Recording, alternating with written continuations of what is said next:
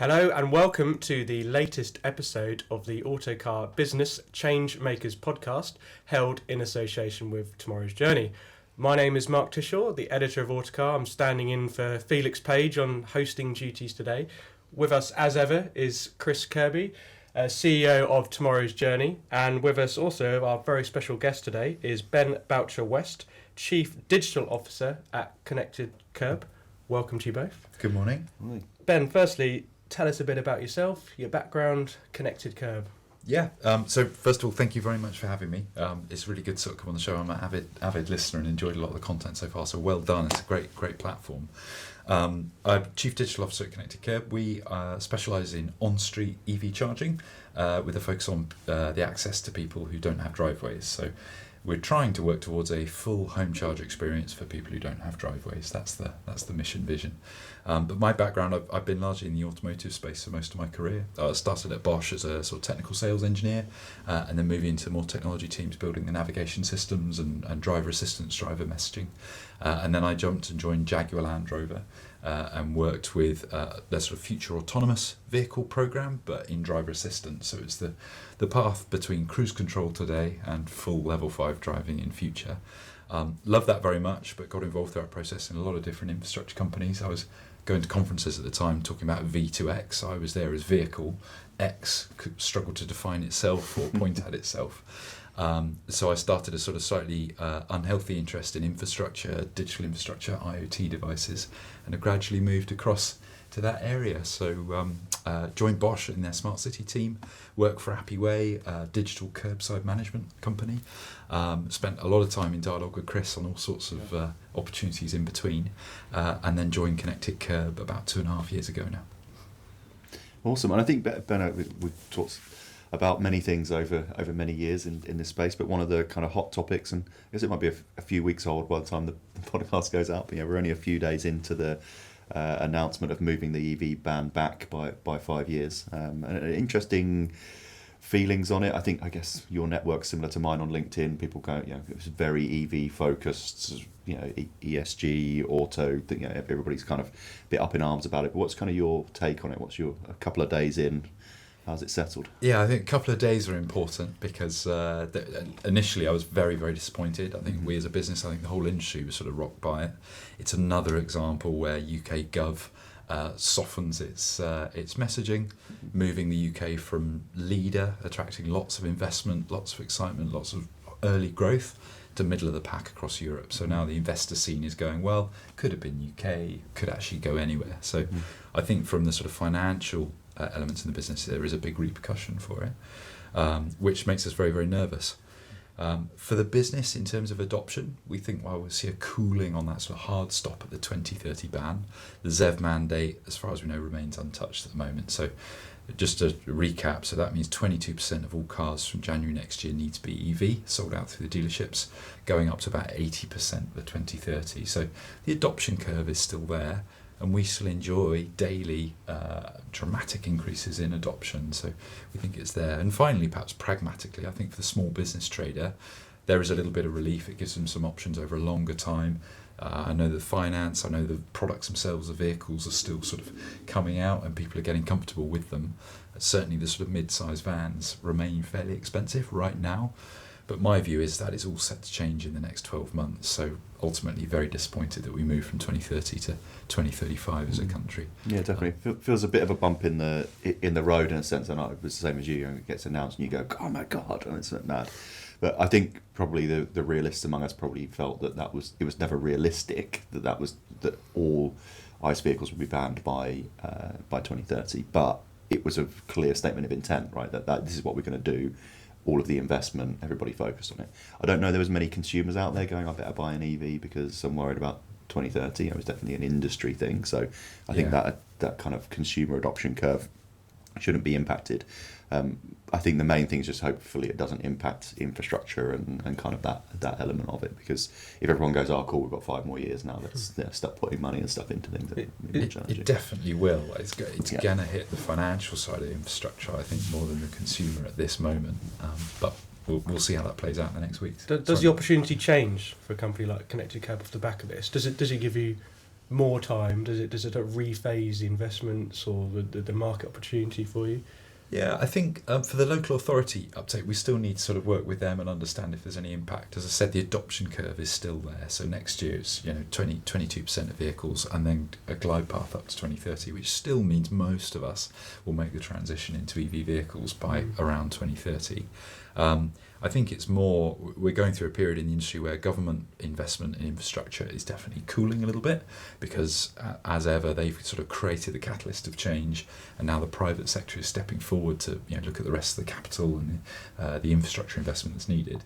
My worry is those investors have got slightly stretched timelines, slightly less aggressive targets to deploy capital to, and that may see a cooling as well. So we remain focused, largely on, I would say, public accessibility, but that includes things like workplace, things like off-street parking as well. But we will definitely need to restructure areas of our business to make sure that we've got the right products meeting demand. And it's something we'll talk about shortly. I spend a lot of time looking at what is that demand curve, what's the placemaking, where do we put this equipment, when, over what timeline, and importantly studying utilisation at a sort of an academic level of granularity to make sure we really know how this needs to be rolled out. What is your stock response as a bit of a top level question at Connected Kerb to, I think 5 years ago doing our job, reviewing these cars, the electric cars, it always came back to range. What if I need to go and visit Granny in Edinburgh, in the next 2 hours? I mean, you probably never would, but that was always the stick beaten. You're kind of at that version of the question 5 years on now. Well, I live in a flat, I can't charge my EV. What's your kind of stock response to questions like that? I think range is part of the sort of myth piece. I mean, the EV experience is that assurance of your next charge. So unless you're very unlucky or you like to sort of push things to the limits, very few of us end up in vehicles worrying about our next charge. It's more things like, when I get there, will it work? Will it be available? How comfortable am I with the experience? Have I already got a prior experience? It's a network I've used before and trust. So I talk a lot about assurance of that next charge. And I think there's great coverage now. There is a lot of accessible points out there.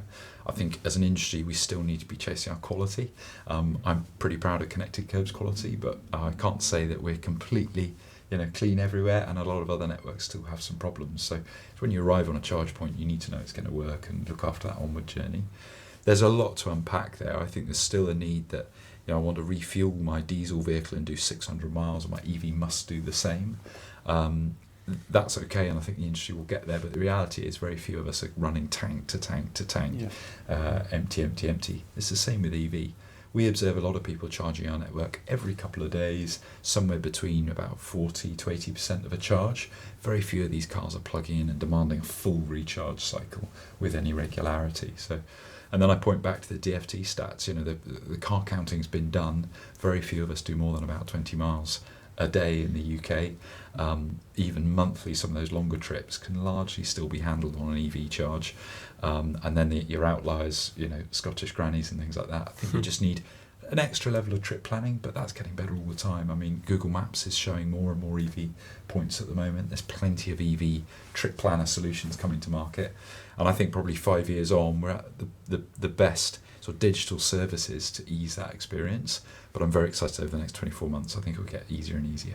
It's definitely charging anxiety over range anxiety, I think. Yeah. The range anxiety thing comes up as the barrier for someone who doesn't want to consider an EV. So yeah. I think people who are thinking about it go, oh, that's totally fine. And that average journey per day stat hasn't changed in 25 years. The 20 to 30 miles a day piece. And it's just the bit where exactly that, the one time a year I need to do a long drive, don't want to have to wait to charge on the way down. It is just a complete that's the person who isn't going to be a doctor in the near time. I think for ourselves, I'm interested, Mark, your experience, Chris, but I remember driving a fairly early i3 and figuring out quite quickly, nothing on that vehicle but the technology at the time, you couldn't really trust your remaining range, and it would vary quite a lot, quite in a volatile way. That's softened now. I know there are some cars out there which still are not as good at it, but most of the sort of main household brands, I think the range prediction's getting pretty good now. I think my one's lower. I think my one undercalls it. Really? I think the Polestar says 250 miles when you fully charged it, and I definitely think it gets more. A few times I've looked at it and gone, oh, this journey's 60 miles and I look at how much range I've lost when I get there, and it tends to be less than. So I think it undercalls it a lot of the time. I don't worry too much about it. I'm a bit concerned going into this will be my first full winter with an EV, so that impact of going, oh, it was 10 degrees, UK weather as well, 10 degrees yesterday is -6 today. Oh, okay, right now I had enough range when I went to bed, but I didn't when I got up there. That type of thing can be a bit more challenging, but I haven't had enough experience of that yet. Well, that's a big challenge we see through our call care desk and the various analytics we run on the users. You're shifting electrons around. It's very different to refueling with conventional fuels. So whether the vehicle preheats will use some power, temperature affecting how the vehicle can then deliver and perform, what auxiliaries you're using. People, I think new users haven't really understood this still. We're starting to enjoy this sort of entry phase, I think, of a sort of mass adoption scale in the industry, in that a lot of people who ring our help desk aren't techies and enthusiasts. They're people just trying to do a regular job and something's gone wrong and they need help quickly. Arguably, I don't think they really care about the fuel cell on their vehicle. They just need it to work and give them a range. But what we're finding is people saying, I'm on a 7 kilowatt charger, I'm only charging at this rate, or I've been here 3 hours, I expected X amount of charge and I haven't had it.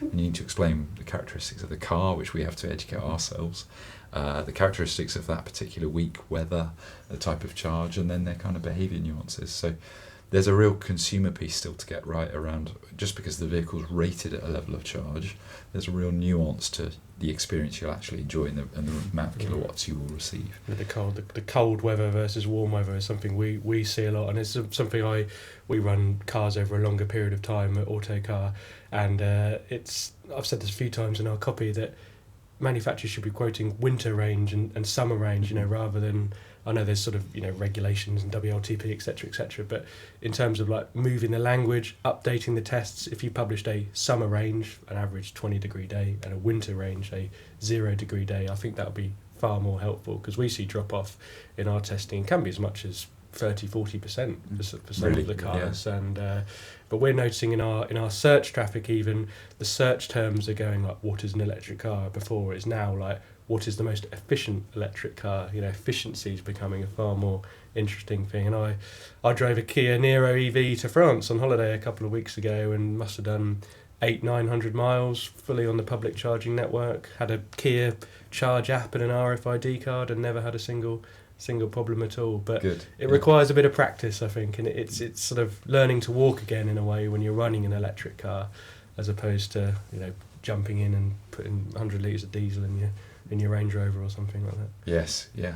I think the interesting one for me was I had an experience of both, really. When I first got my EV, I was still in a flat, didn't have home charging.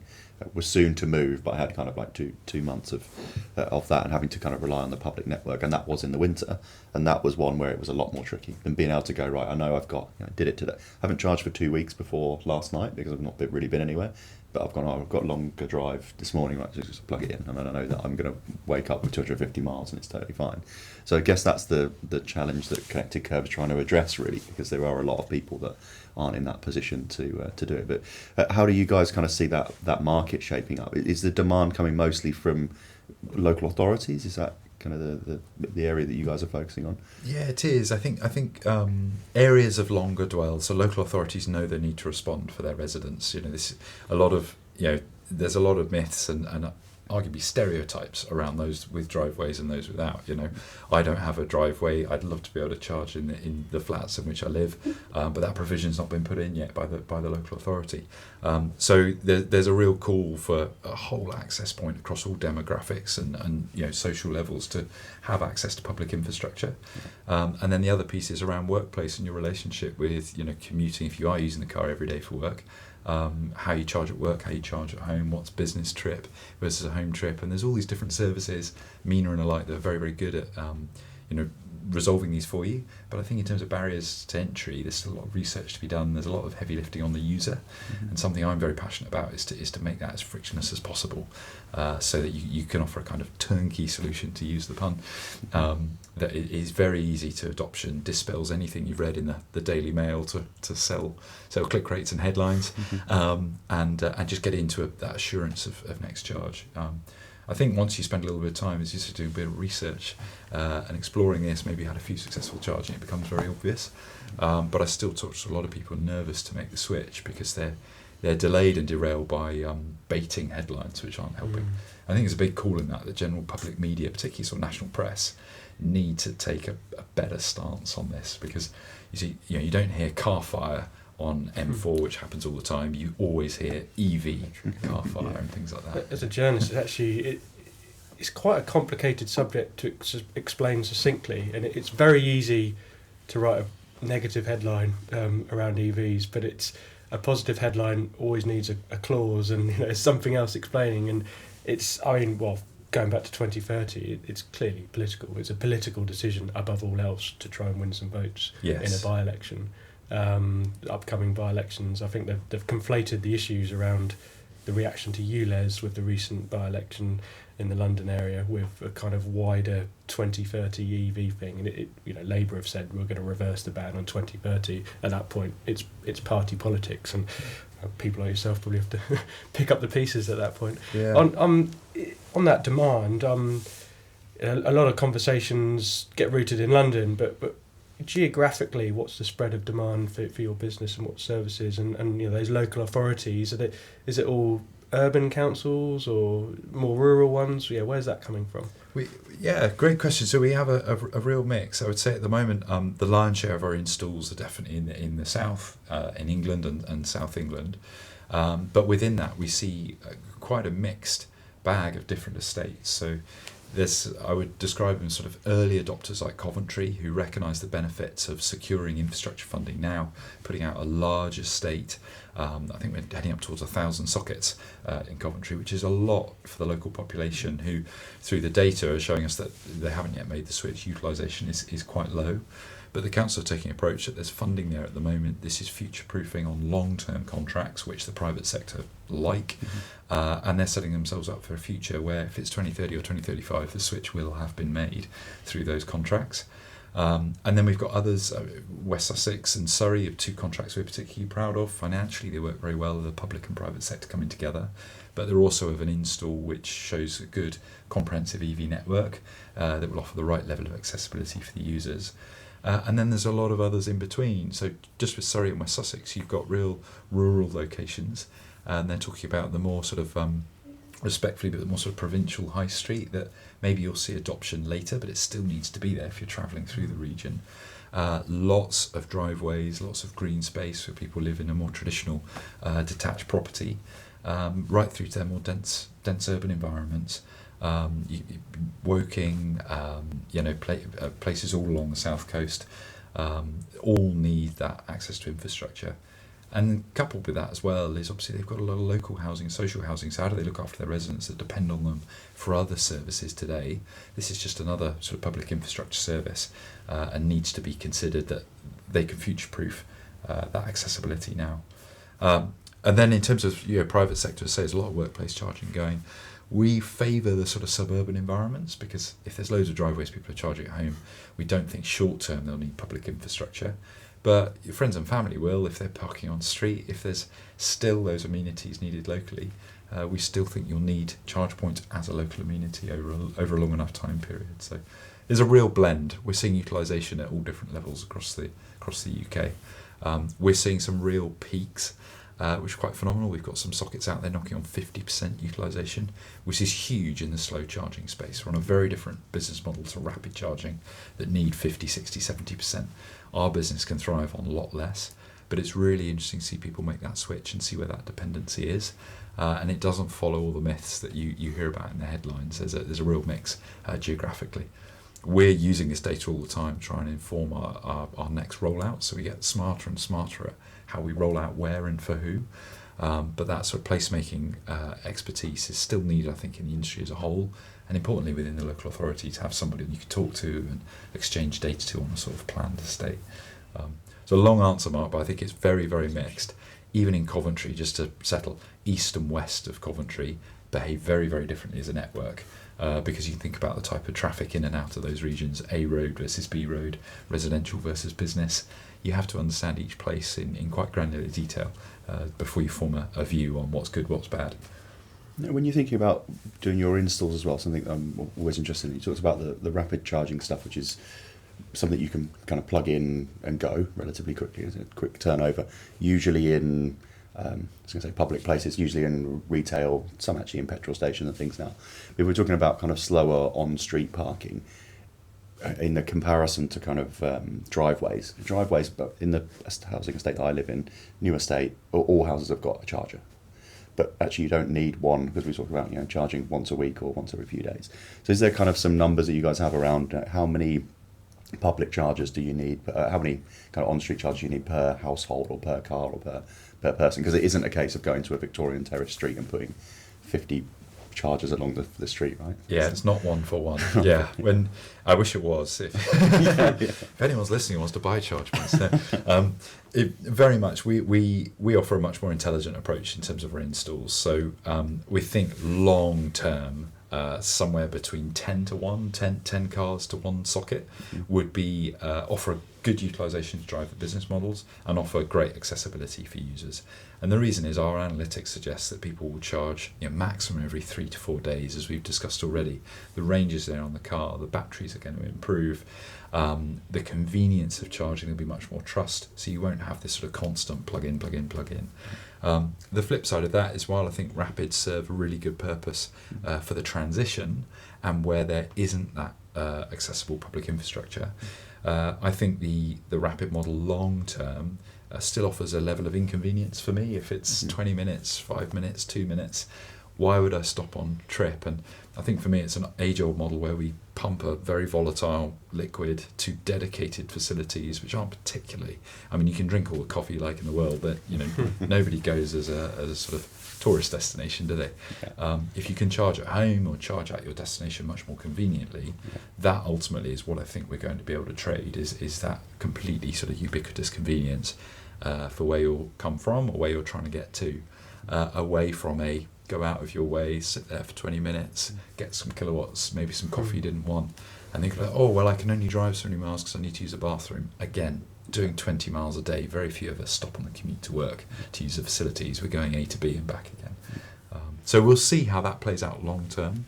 But I think, around sort of 10 to 1 would see the UK largely done. That's an awful lot of sockets still. The private sector have to put an awful lot of capital infrastructure out to do that. The flip side of that today is we're sort of installing anywhere between a cluster of sockets. We like to install up to sort of 6 sockets off a feeder pillar, would serve in around sort of 100, 150 households, and then you would look on to another cluster somewhere nearby. So you're talking between a 3 and 5 minute walk from these different clusters that we put out.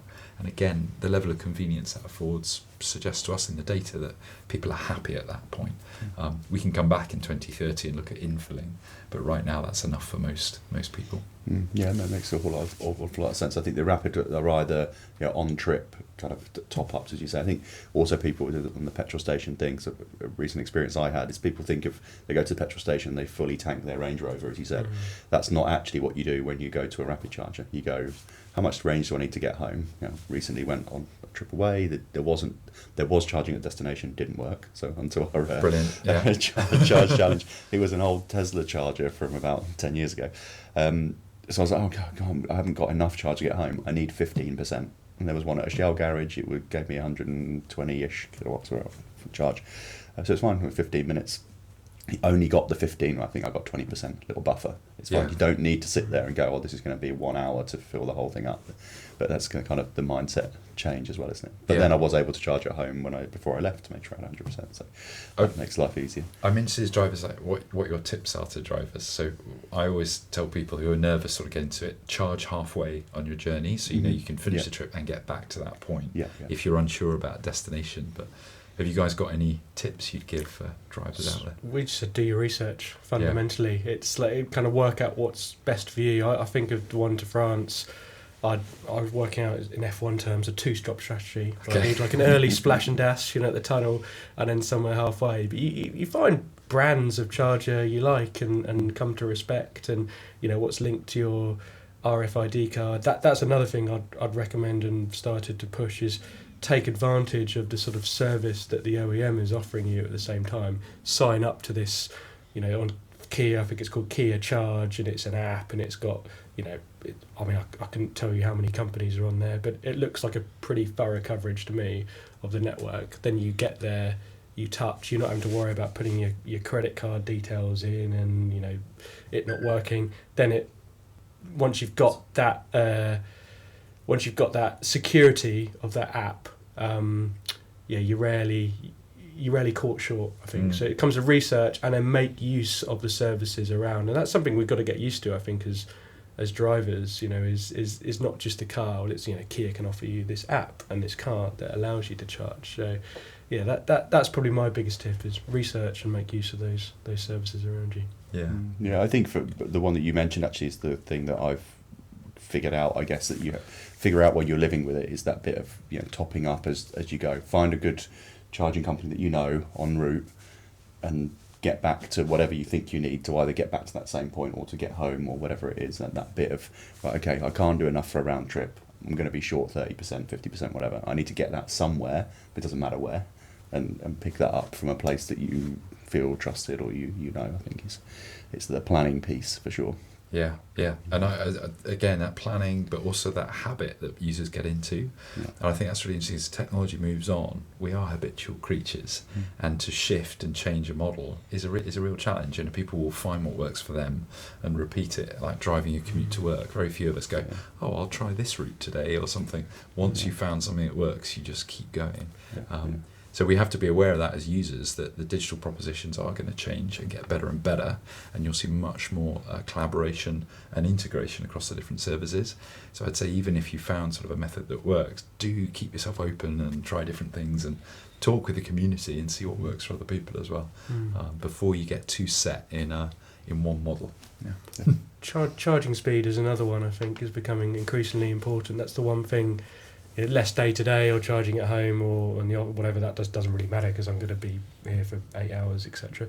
But when you're on a journey, charging speed, I'm finding, is becoming the most important factor. So the Kia isn't one of the fastest chargers. It could probably maxes out at about 80 odd kilowatts, and a couple of times en route I'm in a rapid charger that's only giving me 30 kilowatts. I'm like, hang on, if I spent, like to Chris's point, you need that 30%, actually I'm not going to waste time here, I'll just go 20 miles up the road and get it there. So it's like learning a new language, beyond brake horsepower and torque and 0 to 60s. Actually, the language of EVs, efficiency and then charging speed, are becoming big ones as well. It's definitely a tricky one around the rapid chargers that I found. That's, again, it's not necessarily a tip, but it was a thing that I only learned from doing it, is about that charge speed. I just expected I'd go to a 50 kilowatt charger and get to 150, get 150, and actually that wasn't the case. There was two, when I didn't have home charging, there was two I was using in Milton Keynes, and I got faster from the 50 than I did from the 150, just because of the nature of the setup and where it was, and I guess compatibility with the car or whatever. So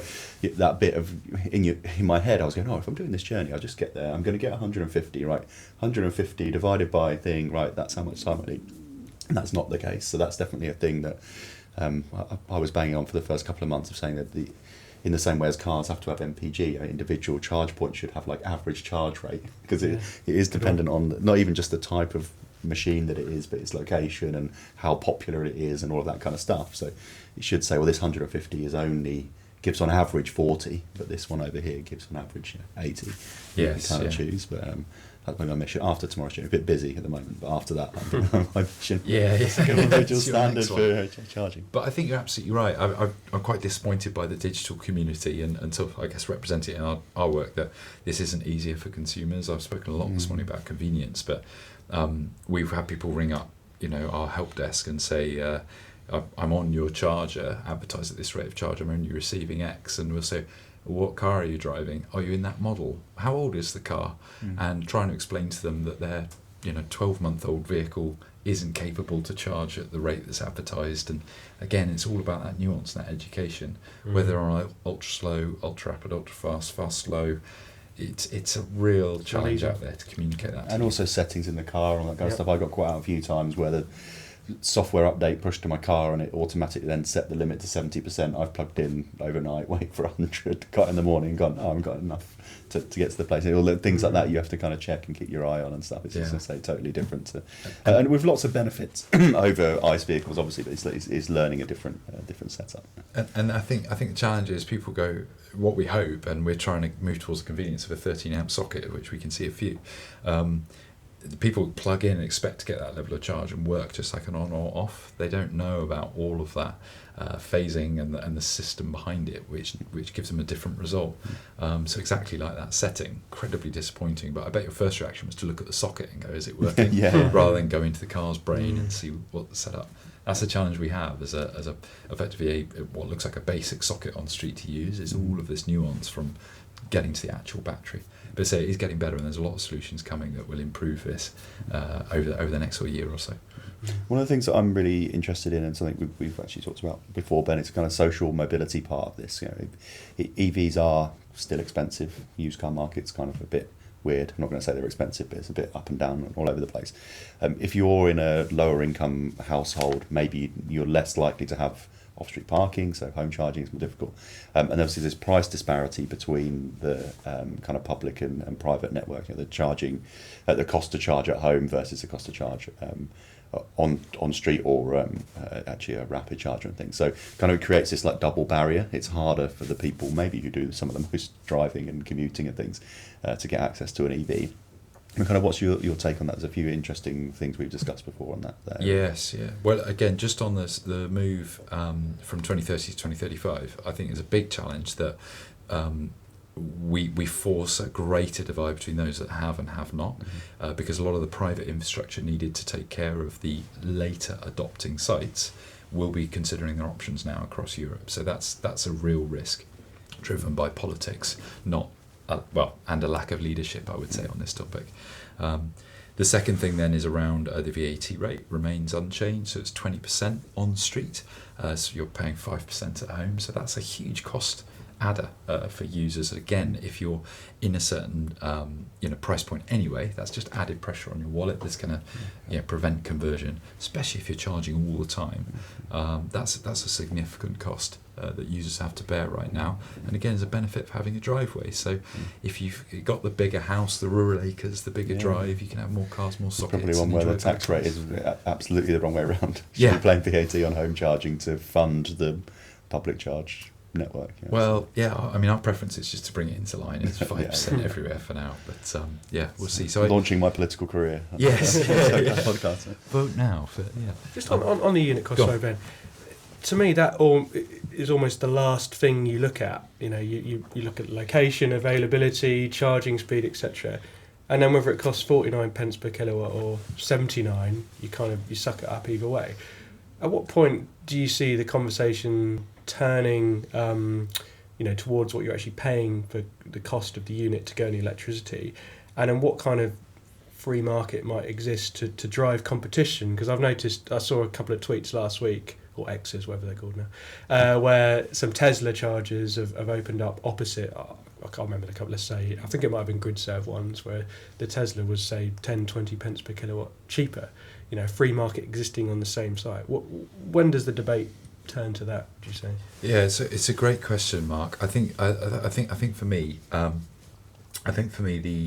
challenge with the VAT will be borne out first by businesses, particularly big fleet customers who perhaps have employees or large fleets that they provide these services around, be it through a sort of EV card or some of the big names you've mentioned, who are recognising this VAT challenge for their users and want a better deal. And I think they will start to join up with the political pressure to see that addressed.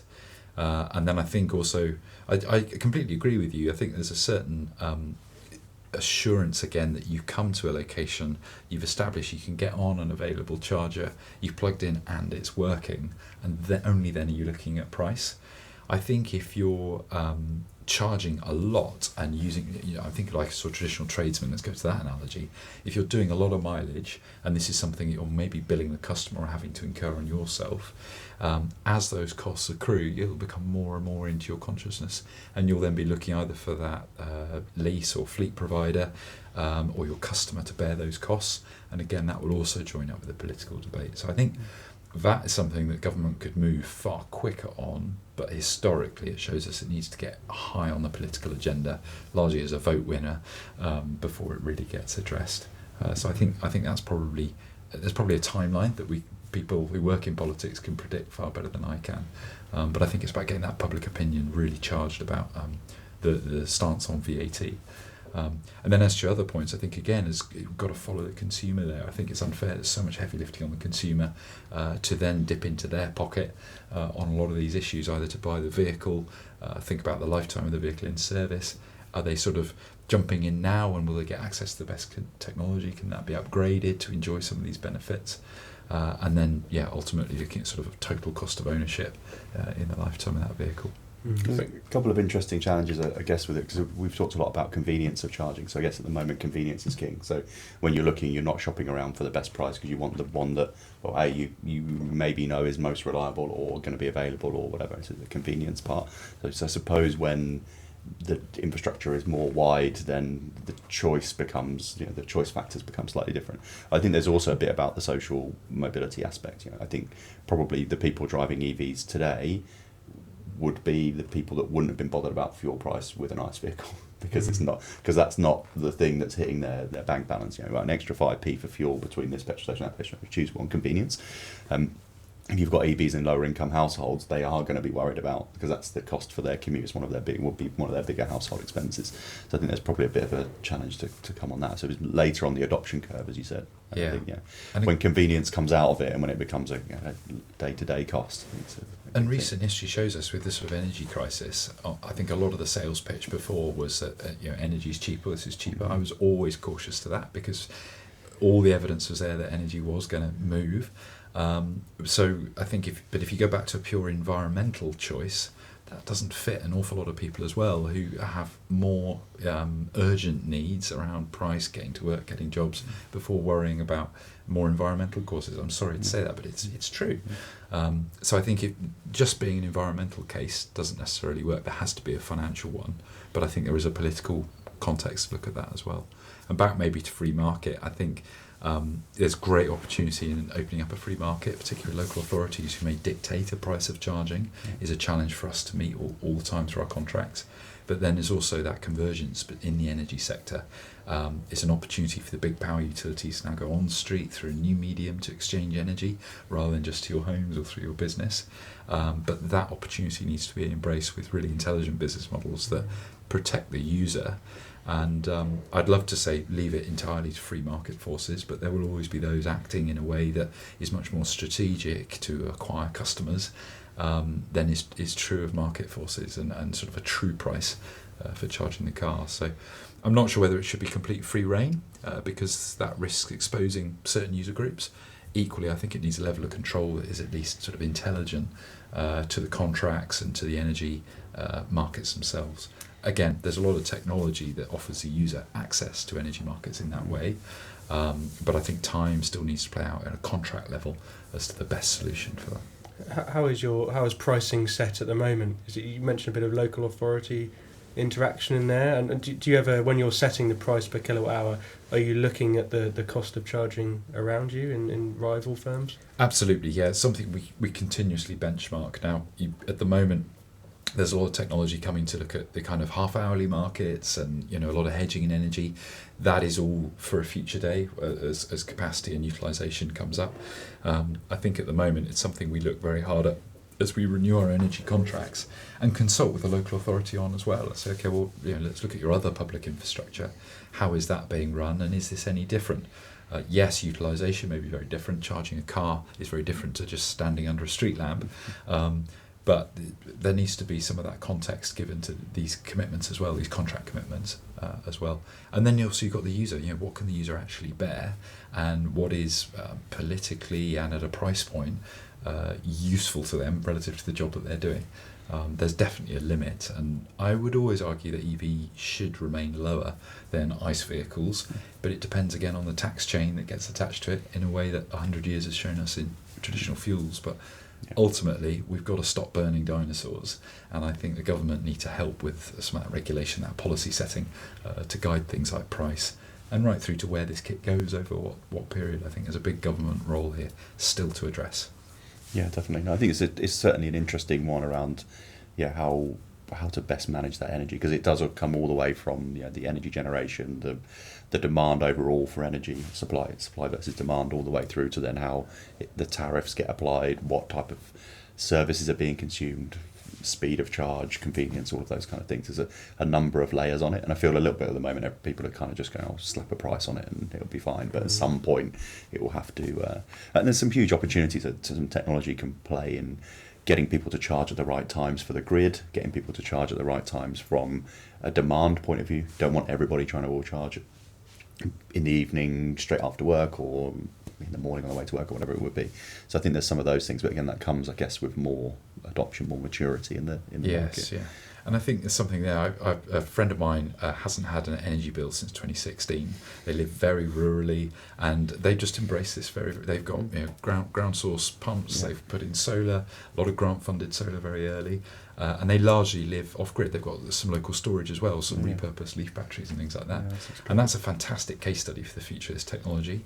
But it would be such a shame if you depend on certain public services, and that's a stereotype. Many of us don't, but need them there as well, that you would be stuck charging on street with 20% VAT without any of these additional opportunities. So again, if you've got driveway and space, the opportunity is yours to think about your off-grid strategy in a way that if you're tied up in flats or don't have this similar opportunity, you would be stuck behind a paywall, which is also capped with 20% VAT. That's a big issue to get right for the UK over the next couple of years. And that's why it's a really interesting polarised discussion. Really, we've had earlier on in the series, we had Jordan Brompton from My Energy on talking about home charging. We talked very much about the off-grid stuff, and I think it's a vision for lots of people, a thing that people want and very achievable, certainly with some of their technology. But that's kind of one end of the market, and then you've got people relying on public services. And it seems at the minute, like if you've got a driveway and got lots of money, you can really benefit from having an EV. If you haven't, there's kind of the chips are stacked against you a little bit from a government perspective, at least, and it makes it difficult. It's more difficult to get a car. It's more expensive to charge it, more difficult to charge all of those things. So you can try and find some balance between them. Yeah, absolutely. Definitely starting my political run. I didn't even know I was doing it. I got up this morning. It's one of the few things in life that you don't actually know what it costs when you're buying a service, isn't it? Because I probably got a bit lazy on the app, because it was working so well when I was driving through France, and there was a lot of like £4.56 from the trip to the supermarket, but it was almost soured, the experience. For the very last charge I did was back at the Eurotunnel port, where the charge on the app was displayed as 49 cents per kilowatt hour, but then I got billed at basically double that and queried it, and it's because the information on the charging point was incorrect. And it, even for people who use them and hopefully know a little bit what we're talking about, it's a bit of a wild west still when you're out in the world, and I think we hear this from Autocar readers and our web users a lot. I can't think of the right word. It's the transparency. Sorry, it's the transparency around pricing that is a bit of an issue at the moment. Yeah, and I think perhaps more for your audience, as a fleet manager today, there's still a barrier to adoption of the drivers, maybe some resistance in your workforce. You've got the cost of the vehicle and what's the lifetime of the vehicle, what's its end of life value and things like that. Then you've got the user experience, which do you need extra services, breakdown support, lack of charging? What's this going to cost? On the cost centre or a project code and things like that. There's a lot still of sort of heavy lifting and convenience to offer those people who make the purchasing decisions, and it's disappointing that it's now 2023 and we're still going through some of the discovery on those issues. Where you look at other countries like the Nordics, famously, is sort of remain 5-8 years ahead of us, where these things aren't an issue and they've enjoyed that mass adoption as a result, in their public and business transport. So I think you're right, there's some real big issues there still for the UK particularly to nail. how important do you think, roles such as this podcast and our own work are in leading the conversation, really, in educating people? Because sometimes I find the EV community, it's kind of quick to snap back in a way about sort of perceived negativity around it. But I think some of the things I've talked about here is people do need their hand holding, and if your only interaction with a car is maybe buying one every 4 years and you really don't care about what car it is, suddenly it's going to be electric. People are going to be discovering all this new lexicon around charging speed for the first time. So how big an education job do you think needs to be done and will continue to need to be done over the next few years? I think it's still very much exactly an education piece. We've still got mass media headlines which are being very detrimental to the actual experience. We still observe some false reporting, EV flood damage. I remember that one. Yeah, it was in the petrol Renault Captur. Yeah, exactly. Yeah, it was actually a gearbox control unit. Nothing to do with EV at all, but that went out there. So I think that is a huge challenge for us in the mass media piece. I think as individuals, I think it's still a need just to be open to it. Try and have a go, talk to peers, get in a vehicle, have the experience. I think particularly for a fleet manager in the sort of mid-van market, it's trying to read as much information as you can as the models that are coming soon. I fully appreciate they're still quite expensive. My wife runs a small business and has a transit van and has looked at the Switch, but it's a very expensive asset to bring on the books of what is a small family business at this moment. But she's open to it, and I think that's the key thing is listen to the user journeys, try and get into the vehicles, think about which use cases suit the earlier adoption, and just being open to have a go. Don't be blocked by a headline which you can use in the pub to ruffle feathers. That's it's time to move forward now. Stop burning dinosaurs. That's we're still definitely early on in our journey, aren't we? Yeah, I can't count the number of times that people have said, "Have you heard about all those car parks that are collapsing because of the EVs?" Yeah. Yeah. Are you able to do that education, even with authorities as well? The people with the purse strings and the ability to access this funding. What kind of interactions do you have there? A lot at all different levels, I would say. Yeah, it's a full-time job for us, and I think also helping that education effort, getting other departments to talk to each other. I'm particularly interested at the moment, also with Chris, our CEO, on the public-private investment and how that's now coming together. There's a lot of private capital ready to turn up in the UK. I'm sure they'll take a temperature check following last week's announcement, which is hugely disappointing for jobs and growth here. But there's plenty of capital there as long as the contracts support. So for us, it's working with the purchasing managers to make sure the contracts enable this discussion and are supportive to that sort of access to funding, and then letting market forces sort of deliver the rest. Now's well time to let the market adopt this one, certainly for public infrastructure. And just a final question for me, on Connected Kerb itself. How big a company are you now? How many employees? And what does the growth of the company itself look like over the next few years as we head towards 2030/35? Yeah, we remain extremely positive.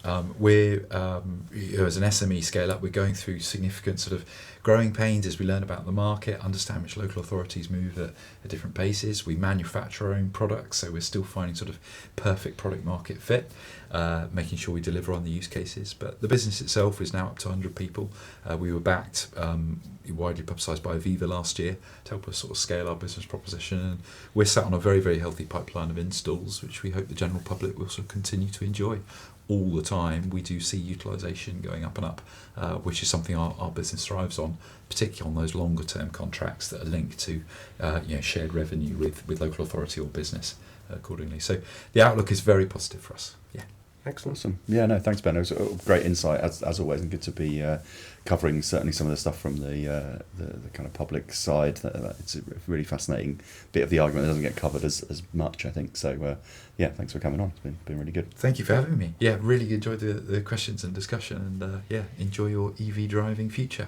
Thank you, Ben. Thank you, Chris. And thank you for joining us today on the Changemakers podcast with Tomorrow's Journey. We'll be back very soon.